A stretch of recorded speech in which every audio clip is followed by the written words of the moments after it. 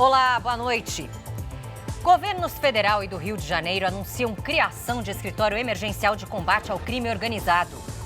Presidente Lula afirma que não pode aceitar que o crime organizado continue destruindo famílias. O Jornal da Record já está no ar.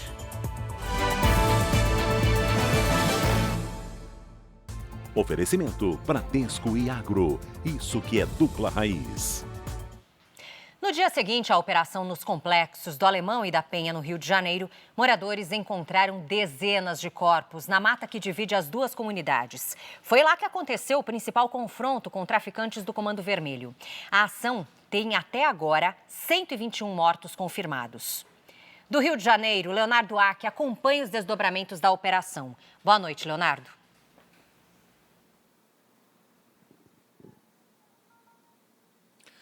Oi, Lidiane, boa noite para você, boa noite a todos. Olha, foram 4 policiais mortos e 115 suspeitos. A ação, considerada a maior da história contra o Comando Vermelho, mobilizou 2.500 agentes civis e militares. Moradores relataram ter encontrado dezenas de corpos na área de mata. E segundo a Polícia Civil, 63 corpos foram localizados na região durante as buscas. Uma das estratégias adotadas foi o cerco formado na região. O objetivo era afastar os criminosos da parte urbana e levá-los para a área mais alta do complexo, conhecida como Serra da Misericórdia. Segundo a polícia, as investigações duraram cerca de 1 ano e durante 2 meses os agentes se reuniram diariamente para traçar as estratégias. Ao todo foram 113 presos, 33 eram de outros estados como Pará, Amazonas, Ceará e Pernambuco. Além disso, 118 armas foram apreendidas e sendo 91 fuzis. O governador Cláudio Castro disse considerar que a ação foi um sucesso e que 4 inocentes morreram durante a operação. O repórter Pedro Paulo Filho preparou uma reportagem sobre o dia seguinte à ação. Vamos acompanhar agora. O dia amanheceu com os corpos enfileirados num dos acessos ao Complexo da Penha, na zona norte do Rio. A cena chamou a atenção da comunidade, ainda assustada com o intenso tiroteio de ontem.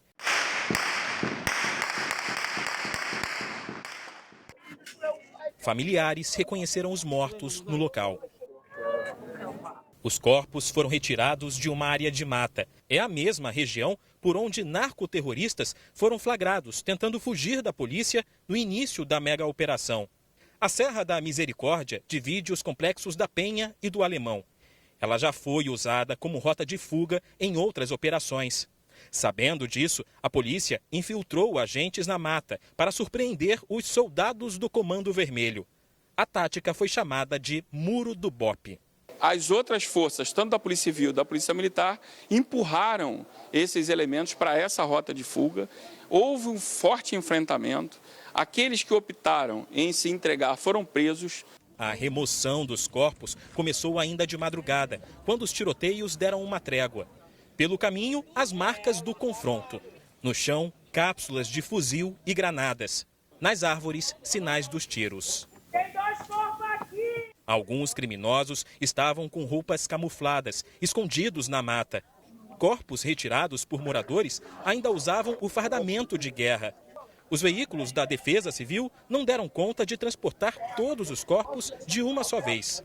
A cena se repetiu no Instituto Médico Legal do Rio, onde os mortos ficaram enfileirados do lado de fora à espera de uma vaga. A rotina do principal prédio do IML do Rio precisou ser alterada.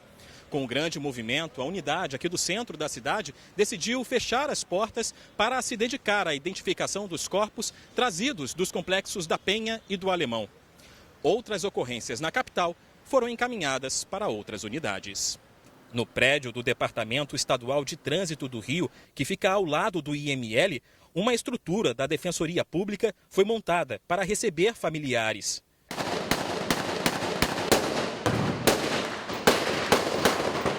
A operação nos complexos da Penha e do Alemão resultou em mais de 100 prisões, sendo 33 suspeitos de outros estados.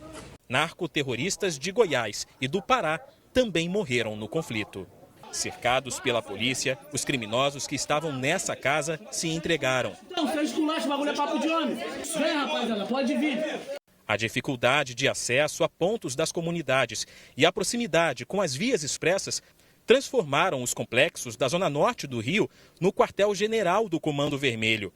É dali que é feito o planejamento para as ações criminosas da facção. O principal chefe é Edgar Alves Rodrigues, o Doca, que está foragido. Ele teria comandado a invasão ao Complexo da Pedreira nesta semana. Uma moradora da comunidade foi morta com tiros de fuzil quando um criminoso invadiu a casa dela. A operação de ontem foi o maior baque que o Comando Vermelho, em toda a sua história, já tomou, desde sua fundação lá no final da década de 70, com a perda tão grande de armas, de drogas e principalmente de lideranças.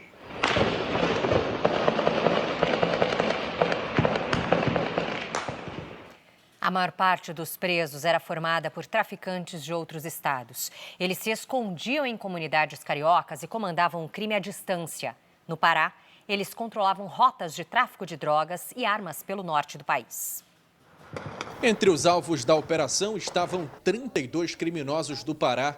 15 foram mortos nos confrontos e 5 acabaram presos. Os narcotraficantes integram o Comando Vermelho, que tem expandido a atuação na Amazônia. Responsáveis por extorsões de comerciantes, responsáveis por homicídios de agente público, por outros crimes graves como latrocínio, homicídio, tráfico de drogas. Lembrando que as investigações levaram a esses mandados para que nós pudéssemos comprovar realmente de que as lideranças criminosas que agem no Pará, elas não estão no Pará. Um levantamento do Fórum Brasileiro de Segurança Pública aponta a presença ativa do Comando Vermelho em 57 municípios do Pará. Há disputas por territórios e rotas do tráfico. Eles também estão ligados a crimes ambientais e ao avanço do desmatamento em benefício do crime organizado. As forças de segurança paraenses acompanham a situação no Rio de Janeiro com atenção, especialmente porque o estado se prepara para receber, em menos de 2 semanas, a COP30, Conferência da ONU sobre Mudanças Climáticas. A COP, por si só, ela tem um aparato muito grande de efetivo e a gente tem acompanhado com inteligência qualquer outra situação que possa ocorrer para estar preparado para isso. Governadores de centro-direita vão ao Rio de Janeiro nesta quinta-feira para apoiar o governador Cláudio Castro. Hoje de manhã, o presidente Lula se reuniu no Palácio da Alvorada com os ministros da Casa Civil, Rui Costa, da Defesa, José Múcio, da Justiça e Segurança Pública, Ricardo Lewandowski, e o diretor-geral da Polícia Federal, Andrei Rodrigues. Lewandowski, a ministra dos Direitos Humanos, Macaé Evaristo, e o diretor-geral da PF foram destacados para tratar sobre a segurança pública do Rio, diretamente com o governador Cláudio Castro. Lewandowski disse que o governo é contra o uso de força bruta para conter a atuação das organizações criminosas e afirmou não haver bala de prata para resolver o problema. Em apoio a Cláudio Castro, governadores de centro-direita vão amanhã ao Rio de Janeiro para discutir um possível envio de recursos e apoio policial. Entre os governadores já confirmados estão o de Santa Catarina, Jorginho Melo, do Rio Grande do Sul, Eduardo Leite, e o de Goiás, Ronaldo Caiado. Nós temos que entender que o Rio de Janeiro hoje é um local onde todas as lideranças do Comando Vermelho no Brasil estão ali concentradas, porque ali eles têm um verdadeiro espaço totalmente dominado e imune a qualquer ação da justiça ou da lei do Brasil. Ao lado do governador Cláudio Castro, o ministro da Justiça e Segurança Pública, Ricardo Lewandowski, anunciou a criação do Escritório de Combate ao Crime Organizado. E um dia após a maior operação contra o Comando Vermelho, o presidente Lula defendeu a integração entre Estados e União no combate ao crime organizado. Vamos a Brasília conversar com a Jaqueline Frison, que conta os detalhes para a gente. Jaque, boa noite. Oi, Lidiane, muito boa noite para você e para todos que estão conosco. O presidente Lula disse que não se pode aceitar que organizações criminosas continuem destruindo famílias, oprimindo moradores e espalhando drogas e também violência pelas cidades. Lula também ressaltou a importância de um trabalho coordenado que atinja a espinha dorsal do tráfico, sem colocar policiais, crianças e famílias inocentes em risco. O presidente também lembrou da Operação Carbono Oculto e da APEC, PEC da segurança, que está com o Congresso Nacional. Para ele, a aprovação da proposta vai garantir que as diferentes forças policiais atuem de maneira conjunta no enfrentamento às facções criminosas. Já num primeiro passo de união, o ministro Lewandowski e o governador Cláudio Castro anunciaram a criação do Escritório Emergencial de Combate ao Crime Organizado. Os dois explicaram que esse escritório foi criado para diminuir burocracias e unir esforços também estaduais e federais. Dentro da estrutura devem atuar o Comitê de Inteligência Financeira e Recuperação de Ativos e também a Força Integrada de Combate ao Crime Organizado. A gente acompanha agora o que eles disseram. Vamos ver. A fim de que as nossas ações sejam 100% integradas a partir de agora, inclusive na perspectiva de vencermos possíveis burocracia, integrarmos inteligências, respeitando as competências de cada órgão, mas tentando eliminar barreiras para que nós possamos, de fato, fazer uma segurança pública que atenda o nosso verdadeiro e único cliente, que é o cidadão, que é aquele que está nas ruas todo dia.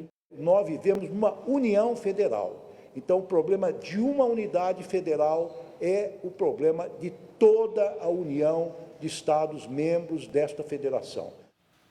O ministro da Justiça lembrou que o enfrentamento ao crime organizado não se dará somente no estado do Rio de Janeiro.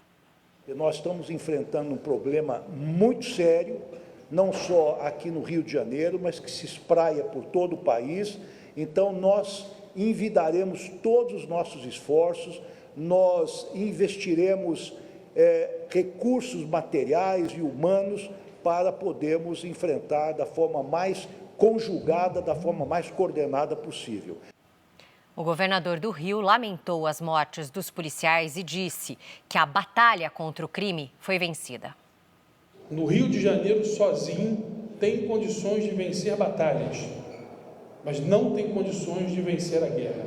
A guerra, somente juntos, conseguiremos vencer. Na batalha de ontem, as polícias saíram vitoriosas, tirando, repito, as nossas 4 vítimas, que foram os 4 policiais mortos. O resto foram criminosos. Não era a intenção de ninguém. Queríamos ter prendido todos com vida, mas foi uma consequência da retaliação que eles acabaram fazendo e do uso desproporcional da força que aqueles criminosos fizeram. Em 2011 e 2014, o governo federal emprestou blindados da Marinha ao Rio de Janeiro para auxiliar no combate ao crime organizado. Ouvimos especialistas que explicaram a diferença entre uma intervenção das Forças Armadas na segurança pública e uma ajuda pontual do Exército. A situação do Rio de Janeiro, ela é grave e requer com urgência, se for o caso, a decretação de uma GLO para que o Exército venha imediatamente dar um suporte para as polícias do Rio de Janeiro para que se restaure a segurança pública da população e, consequentemente, a ordem pública e a segurança, por óbvio.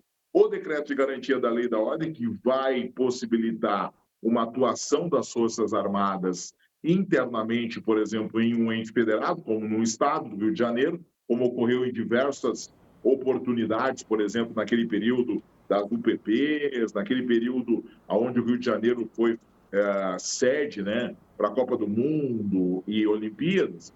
E também há o dispositivo do apoio logístico, que é quando as Forças Armadas não atuam diretamente, mas elas podem realizar o empréstimo de algum equipamento, um tanque, avião, helicópteros, para apoiar logisticamente um ente federado que solicite nas circunstâncias que forem apresentadas para as Forças Armadas. Me parece possível que sejam transferidos blindados para uma operação ou outros equipamentos de maneira a que não haja essa medida mais intensa, mais restritiva, que é a GLO.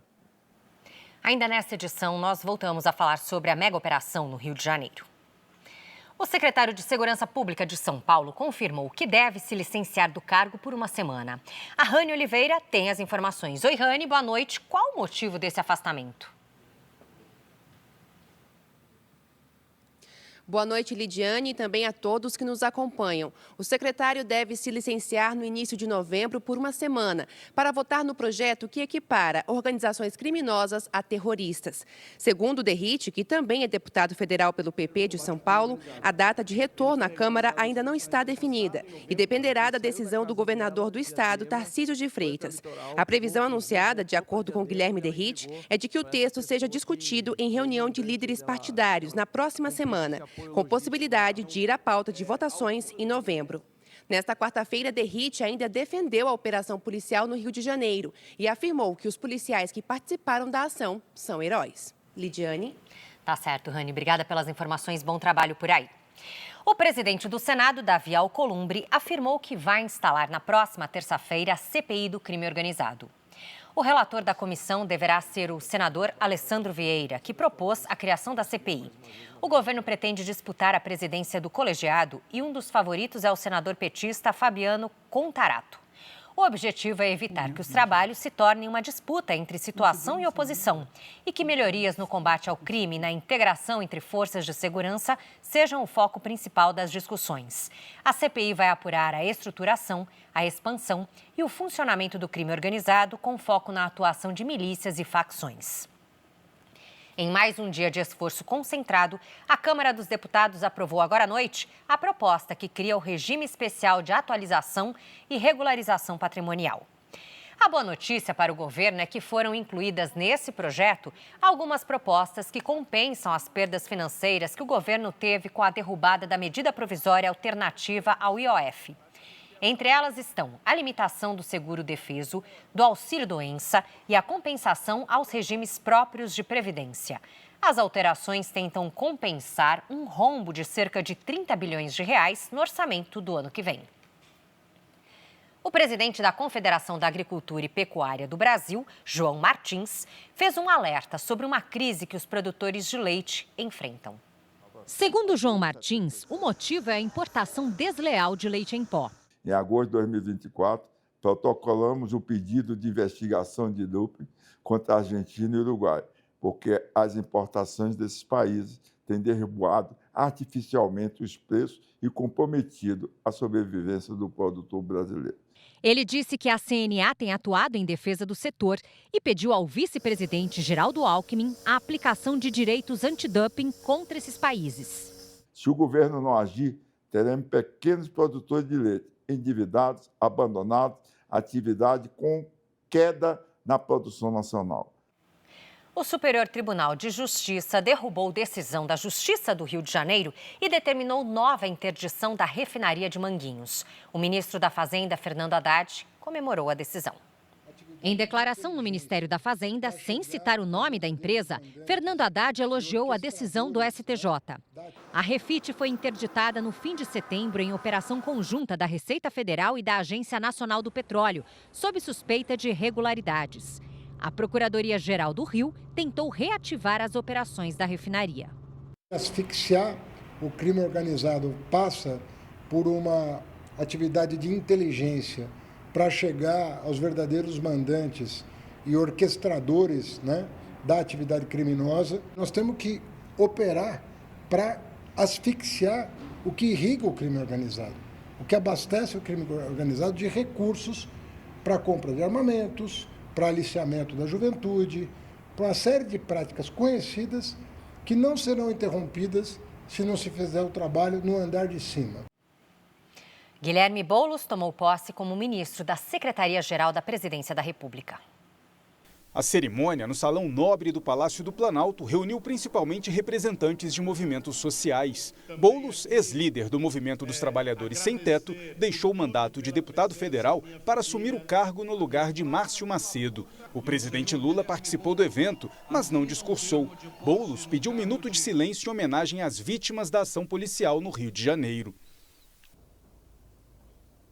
Há um ano das eleições, a mudança é estratégica. A presença de Guilherme Boulos entre os ministros mais próximos do presidente tenta reaproximar o governo dos movimentos sociais. Colocar o governo na rua, a rodar todos os cantos desse país, ouvir as pessoas, conversar olho no olho, ter a humildade de ouvir críticas. Atenta ao movimento, a oposição quer explorar exatamente o que deu projeção a Boulos como líder do MTST, as invasões ilegais de imóveis. Agora é um governo de suprema extrema esquerda, porque o deputado federal Boulos, ele é um extremista de esquerda e todos sabemos disso, além de tudo invasor. Agora, a partir de hoje, o Palácio Planalto foi invadido por mais um extremista da esquerda. Subiu para 5 o número de casos suspeitos de sarampo em Minas Gerais neste ano. O Vinícius Rangel tem as informações. Oi, Vinícius, boa noite, é com você. Elidiane, boa noite. Todos os casos são de Uberlândia, no Triângulo Mineiro. E nenhuma das crianças tem registro de imunização com a tríplice viral, vacina que protege contra sarampo, cachumba e rubéola.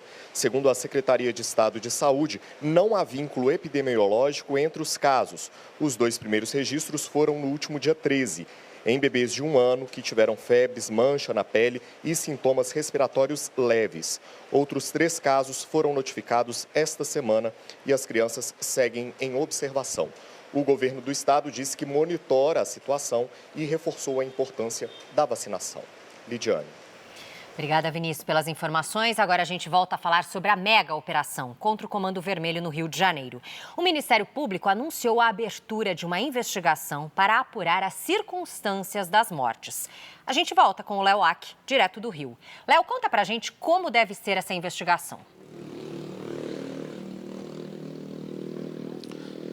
Lidiane, segundo o Procurador-Geral da Justiça do Rio de Janeiro, Antônio José Campos Moreira, as circunstâncias de todas as mortes serão investigadas. 3 médicos legistas vão fazer o acompanhamento dos exames nos corpos que estão no Instituto Médico Legal aqui do Rio de Janeiro. Um scanner avançado será usado nas necropsias.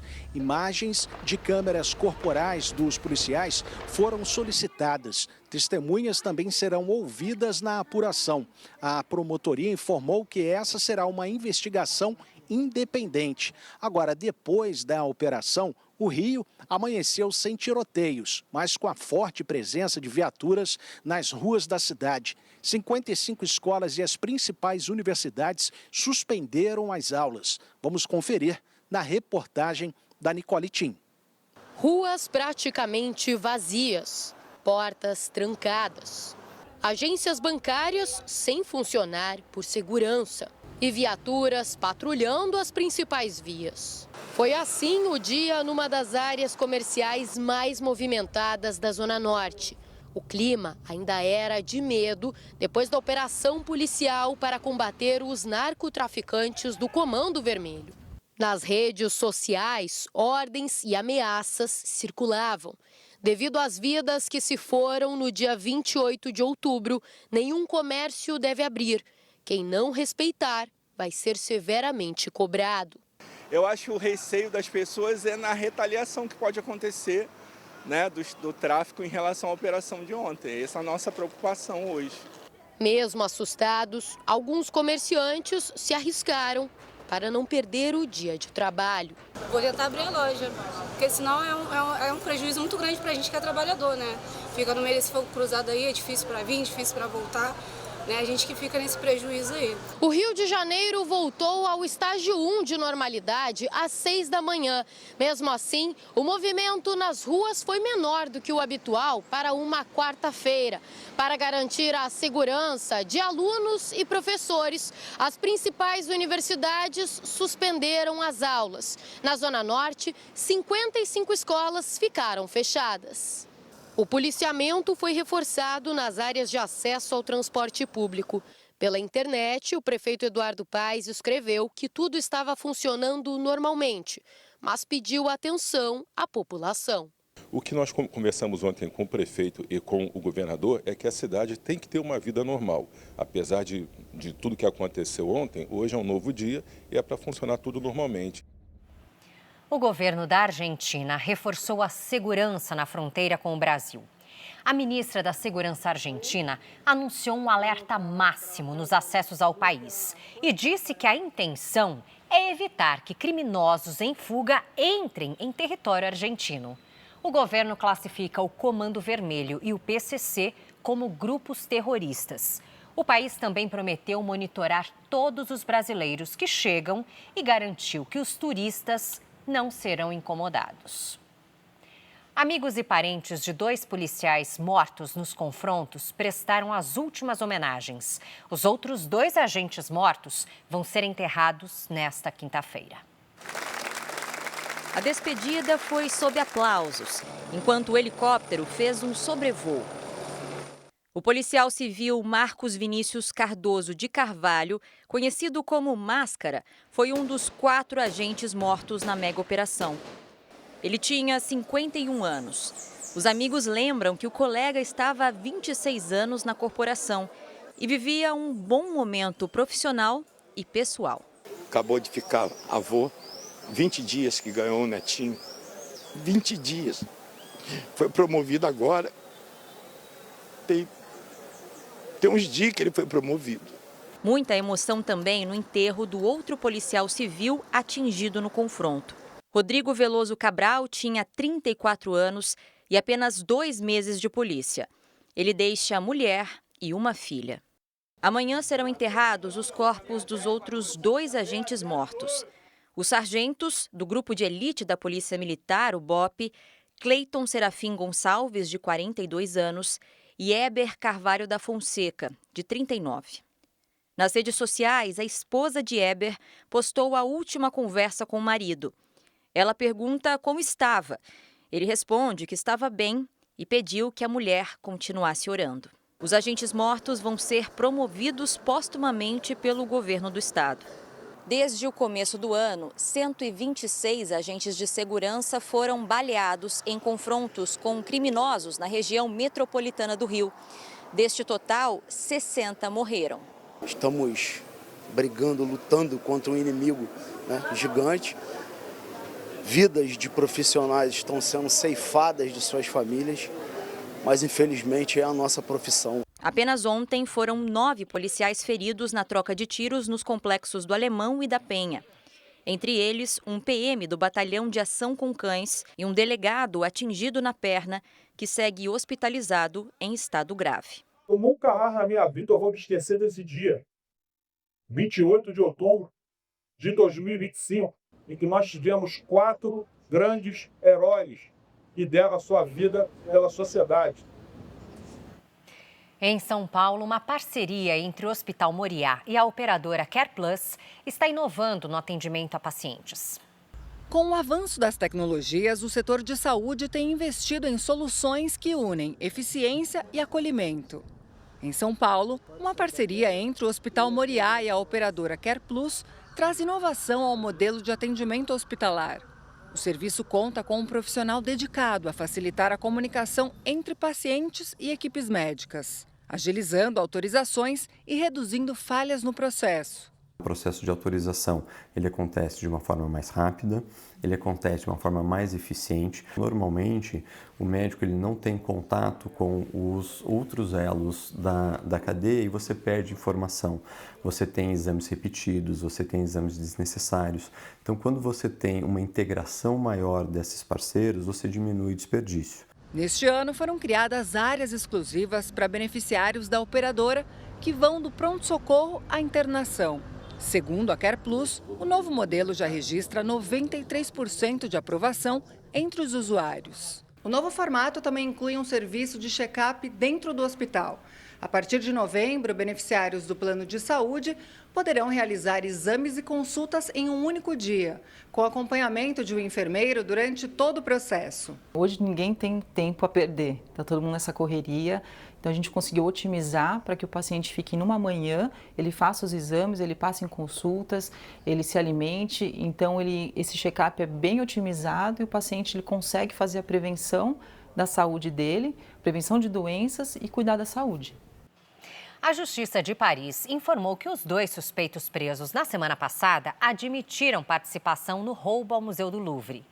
Os homens que vivem na região metropolitana de Paris são apontados como integrantes da quadrilha responsável pelo furto milionário das joias da coroa francesa. As peças, avaliadas em mais de 500 milhões de reais, ainda não foram encontradas. Segundo a promotoria, elas não são vendidas facilmente e qualquer pessoa que comprar ou esconder as joias poderá responder por receptação. Nas eleições legislativas da Holanda, os centristas devem ficar com a maioria. Segundo as pesquisas de boca de urna, o partido centrista superou as legendas de extrema-direita e garantiu o maior número de votos. Em discurso após o resultado, Rob Etten, líder do partido, classificou a vitória como histórica e defendeu um governo mais moderado e pró-europeu. A eleição é vista como um teste ao avanço de movimentos populistas na Europa em um momento de tensão política e econômica no bloco. O Banco Central dos Estados Unidos cortou pela segunda vez no ano os juros de referência da economia americana. Hoje a redução foi de 0,25%. Agora a taxa básica varia entre 3,75% e 4% ao ano. Em comunicado aos integrantes do Federal Reserve, destacaram a queda do emprego e a alta da inflação. Juros menores nos Estados Unidos tornam as aplicações no Brasil mais atrativas aos investidores. Com isso, o Ibovespa fechou em alta de 0,82% e novo recorde, com 148.632 pontos. O dólar ficou praticamente estável, cotado a R$ 5,35. Depois de passar pela Jamaica, o furacão Melissa atingiu Cuba e o Haiti, causando muita destruição. Ao todo, o fenômeno já provocou 29 mortes. O fenômeno chegou a Cuba com ventos de quase 200 quilômetros por hora. Mais de 700 mil moradores estão em abrigos. No sul do Haiti, 25 pessoas morreram. Agora, o furacão Melissa começa a perder força. Caiu para a categoria 3, na escala que vai até 5 de intensidade. Um dia antes, o fenômeno já havia cruzado o território da Jamaica, onde 4 mortes foram confirmadas. Turistas contaram como foi. Vinha vento. Eu falei, meu Deus do céu. E do nada, a luz se apagou. Esta brasileira diz que usou a cama do hotel como barricada. Porque o vento é realmente muito forte. Então, se não tem nada para proteger, ele entra e ele arrasta mesmo. O Reino Unido anunciou o envio de 2,5 milhões de libras em suprimentos, o equivalente a mais de 17 milhões de reais. A lista inclui água, cobertores e kits de emergência. O governo americano também prometeu assistência para ajudar os países caribenhos atingidos. O furacão agora segue pelas Bahamas, como categoria 2. O presidente americano Donald Trump se encontrou agora há pouco com o líder chinês Xi Jinping para discutir uma possível trégua na guerra comercial. O encontro ocorre na cidade de Busan, na Coreia do Sul, e é o primeiro desde que Trump retornou à presidência. Trump disse esperar chegar a um acordo com Xi Jinping durante as conversas. Ele também destacou o bom relacionamento entre os dois governos. A reunião acontece antes da cúpula da Cooperação Econômica Ásia-Pacífico e pode marcar um avanço nas negociações entre os países. E o presidente Donald Trump instruiu que o Departamento de Guerra do país comece a fazer testes com armas nucleares. O anúncio foi feito numa rede social. Ele afirmou que os Estados Unidos possuem mais armas nucleares do que qualquer outro país, mas demonstrou preocupação com o poder nuclear da Rússia e da China. Trump disse que os testes devem começar imediatamente. Os Estados Unidos realizaram um novo ataque contra um barco no Oceano Pacífico. Esta é a 15ª embarcação atacada por militares norte-americanos desde o início da operação contra o narcotráfico, em setembro. Os 4 tripulantes morreram durante o ataque realizado em águas internacionais. As autoridades americanas disseram que nenhum militar dos Estados Unidos ficou ferido e prometeram continuar as operações contra o tráfico na região. O governo de Israel acusou o grupo terrorista Hamas de tentar atrapalhar o plano de cessar-fogo do presidente Trump na faixa de Gaza. Segundo o Ministério das Relações Exteriores de Israel, o Hamas viola constantemente o acordo de paz para evitar o desarmamento do grupo terrorista. Ontem, militares israelenses foram atacados no sul do território. O soldado Yona Efraim Feldbaum morreu no confronto. 13 corpos de reféns ainda não foram devolvidos. A resposta de Israel foi atacar as lideranças do grupo terrorista Hamas na faixa de Gaza. Segundo o exército, 5 comandantes que participaram da invasão a Israel em 7 de outubro de 2023 foram mortos nos bombardeios. Na manhã de hoje, as forças israelenses anunciaram a retomada do cessar-fogo. Em Nova York, o primeiro-ministro do Catar afirmou que o grupo terrorista Hamas precisa entregar as armas. Assim, palestinos e israelenses estarão seguros, afirmou o premier. O Supremo Tribunal Federal adiou nesta quarta-feira a conclusão do julgamento que define se a nomeação de parentes para cargos políticos configura nepotismo. A suspensão foi solicitada pelo relator ministro Luiz Fux, que quer debater mais elementos com os demais ministros. Na última quinta-feira, a Corte já formou maioria para manter o entendimento que permite a nomeação de parentes, desde que os indicados tenham qualificação técnica. Futebol, o Flamengo empatou com o Racing na Argentina por 0-0 e se classificou para a final da Libertadores. Já em jogo atrasado do Brasileirão, o Fluminense venceu o Ceará. René cobrou a falta direto e marcou um golaço no Maracanã. Final, 1-0. Com a vitória, o Fluminense foi ao 6º lugar na zona de classificação para a Libertadores. O Ceará caiu para 14º. Este foi o Jornal da Record. Ouça essa e as outras edições dos boletins JR 24 horas, também nas plataformas de áudio. Você fica agora com o Fala que eu te escuto. Uma ótima noite.